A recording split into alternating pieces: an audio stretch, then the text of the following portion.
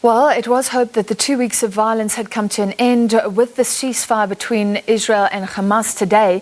But hours later, there were reports of a clash between Israeli police and Palestinians at the Aqsa mosque in Jerusalem. To discuss, we're joined by Senior Fellow at Africa-Asia Dialogues and Researcher at the Jazeera Centre for Studies, Thembisa Fakude.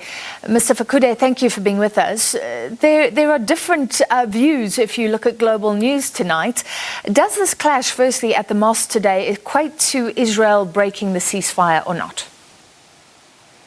Well, this has been going on for quite some time, and Israel is known for violating the rights of not only the worshippers in Al-Aqsa mosque, but whenever we have such news, Israel will try and save face in most instances and continue to violate the rights of the Palestinians. It is believed that the ceasefire was mainly to prevent the rockets from landing into the Israeli cities and the Israeli army from continuing to bombard the Gaza Strip. So the Al-Aqsa skirmish that we saw and the continuing clashes within the Palestine 1948, other people call it Israel, that was not part of the ceasefire. Yeah. The ceasefire mainly concerned the Hamas and its affiliates in the Gaza Strip sending the rockets into Israel and vice versa. Okay, so that ceasefire still stands, but something happened at the mosque which is not really clear yet, I understand. Yes, the ceasefire is basically a measure to stop the firing of rockets from Gaza by Hamas and its affiliates, and also Israel continue to bombard the congested areas of Gaza. Surely, if there are reports of fighting between Palestinians and Israeli police, I guess it does show that this truce is fragile. It was always going to be.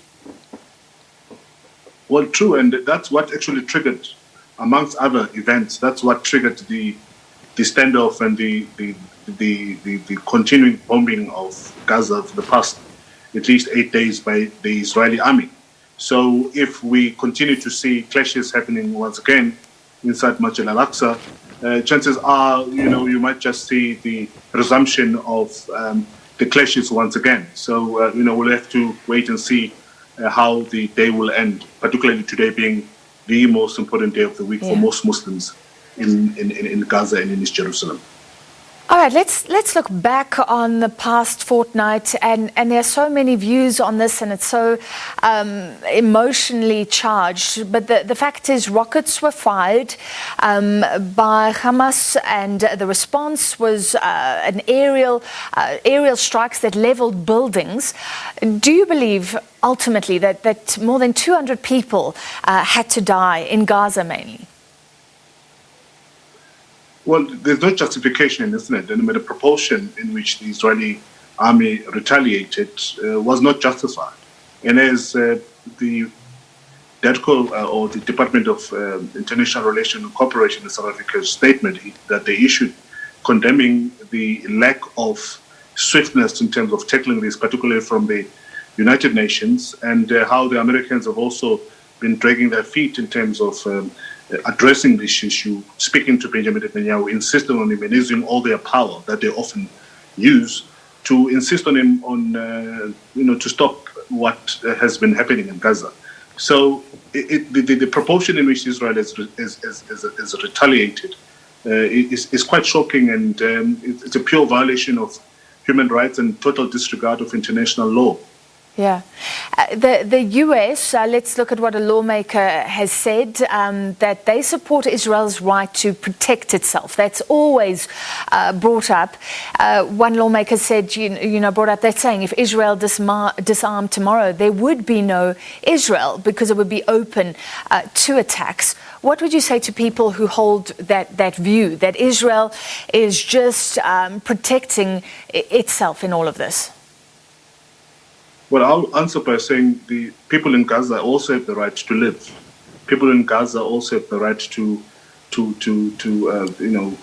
have a thriving economy. People in Gaza have the right to leave that enclave and enjoy the freedoms that all of us enjoy.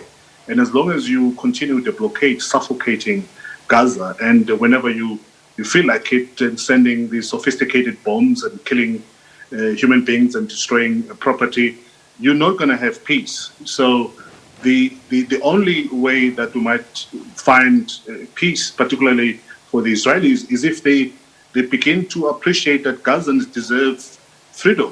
Gazans people deserve to not to be oppressed and suffocated in that small strip. They deserve to have the same freedoms that all of us enjoy in the world. And at the moment, it's not happening. Gazans don't have access to so many things. And there's also a continuing expansion of the Israeli settlements. In other words, taking the land and property which belong to the Palestinians.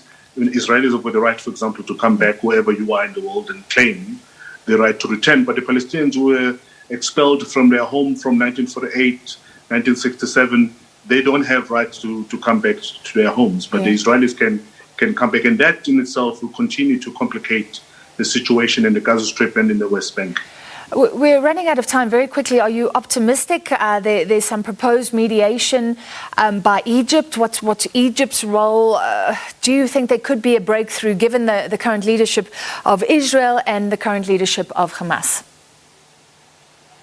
I'm optimistic that we'll have a temporary cessation of hostilities. But as long as the Gaza Strip continues to be under siege and under occupation by Israel, and as long as some parts of West Bank, you have the expansion of settlements and similar kind of political attitude by Israelis towards the Palestinian continues, I'm not optimistic that we are soon going to be realizing stability in that part of the world. Thank you very much. Thembisa Fakude, a senior fellow at Africa-Asia Dialogues and researcher at Jazeera Centre for Studies.